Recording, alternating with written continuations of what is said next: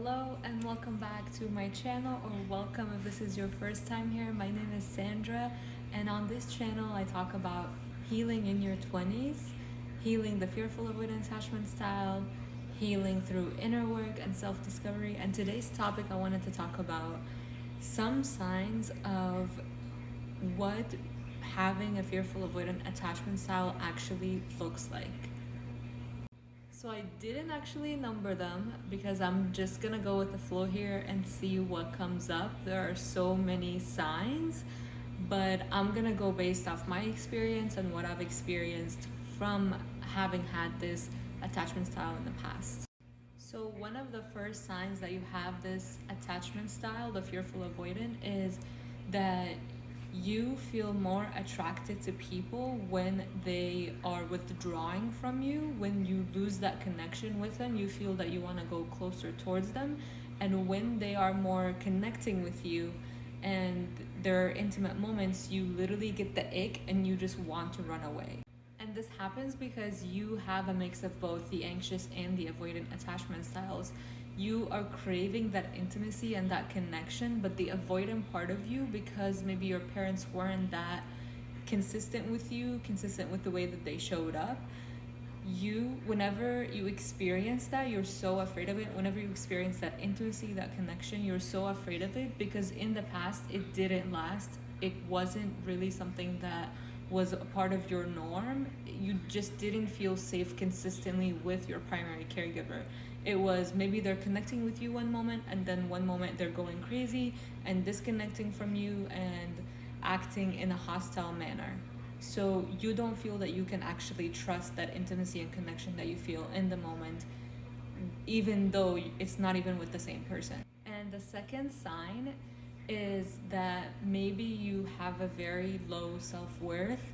You put everybody else on a pedestal and you just see yourself as incapable. I feel like incapable is a different one, but you don't feel that you are worthy of love. You don't feel that you are worthy of whatever it is that you want in your life because you feel that you have to work towards it to prove yourself. You cannot just be worthy of it by being. You have to do something to actually earn it. And I struggle with this myself, and I literally even had gut issues and felt that I went through a phase where I learned a lot about nutrition, about different diets, and I felt that I had to go through so many obstacles to deserve health, to feel good in my body, and when in reality I didn't have to do all of that. I was worthy of that just for existing, just for being. So this may show up in different parts of your life, of maybe in your life with someone that you love, of you feeling that you have to earn someone's love or earn something in your life to be worthy of whatever you're receiving. You cannot just have it like that easily. And sign number 3 that you may have this attachment style is that you feel that you have to show up differently than who you are. You have to put on a show. You have to constantly be on alert, looking at everybody's expressions, micro expressions. What are they thinking? What are they feeling? How can you show up differently so that they can accept and love you? And so you try to put on a mask and shift as necessary to try to earn the other person's love, respect, whatever it is, because you do not feel worthy of that as you are authentically. You feel that you have to put on a performance in order to get that from other people. But the funny part is, I shouldn't say funny, but like the sad part of this is that when you're putting on a show, when you're putting on a mask, the people, even if they do like you, they're not actually liking you for you. They are liking you for the mask that you put on. So you never actually get to receive the love and respect and acceptance that you crave so much, because they're not actually loving you, they're loving the mask. And a lot of people would prefer, way much better prefer seeing you as a person. It literally just breathes air and life into people when they see the real you versus when they see a fake version of you, or like this, what is the word,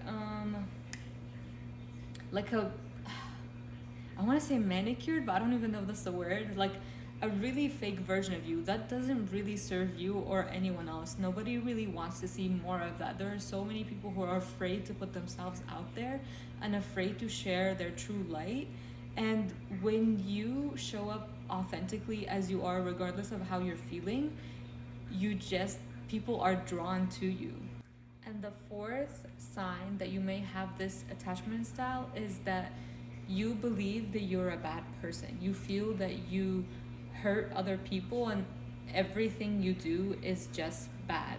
Like all of your actions are bad, all your intentions are bad, and you don't feel that you can trust yourself around other people. And a part of the reason why you distance yourself from other people is because of that belief of, I am a bad person.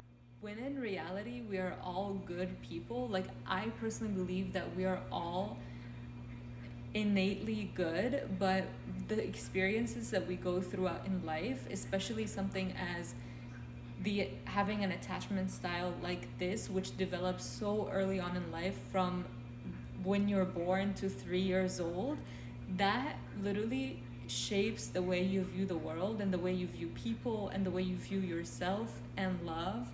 And when you see the world through the perspective of, I am a bad person, you're not going to choose the actions that align with the belief of, I am a good person. Because if you innately, from that early on, believe that you are a bad person and that you cannot trust yourself because you hurt other people, even though it is just based off the attachment style, it is not who you are, you're going to choose different actions. You're going to make different decisions. So once you're aware of this belief, of this thought pattern that comes up, you're going to be able to catch it more. You're going to be able to choose different actions and believe something different about yourself. Because the moment you start believing, like truly believing that you are a good person and that you are worthy of these intimate, amazing, wonderful relationships, of being here and existing, you're going to choose different actions. So it is really only the belief of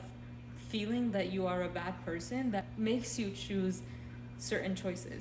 And sign number 5 is that you believe that you always, well, actually, I don't know if I want to say belief, it's just something that you do.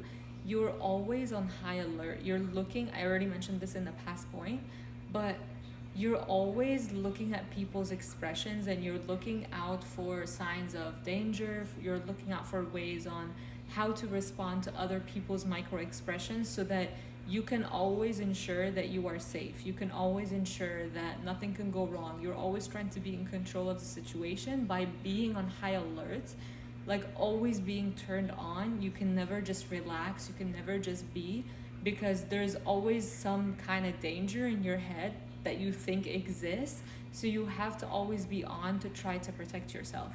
So when I first became aware of this, I realized how much energy I was actually putting into paying attention to all of that.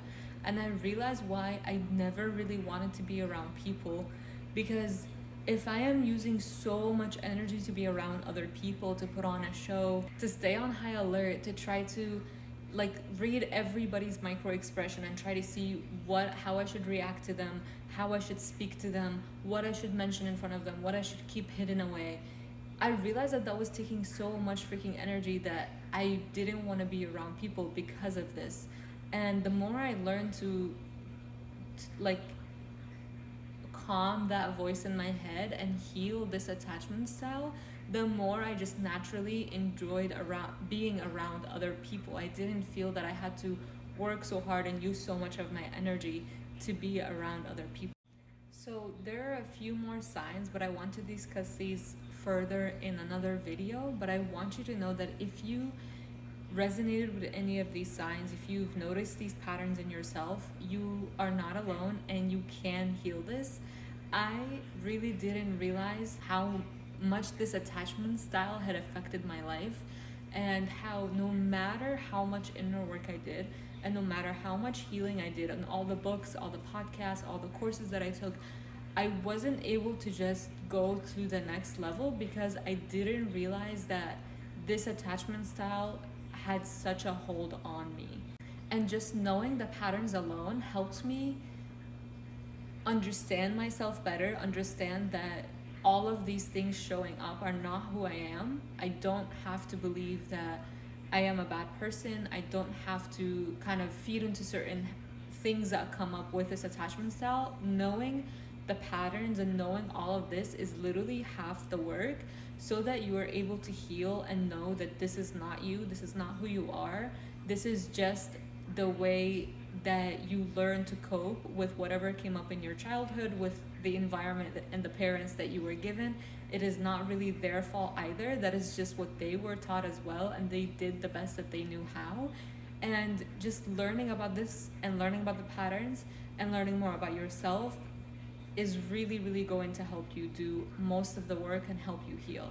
And if you need a little bit of extra help, go through the rest of my videos to learn more about this. But I've also created more than 30 journal prompts in one guide, and the link is going to be in the description below. It is going to help you learn more about this attachment style, learn more about yourself, and I would love to hear your feedback and what you thought of how accurate these were, and to hear back about what attachment style you think you have. Thank you so much for watching this far, and I'll see you in the next video. Bye!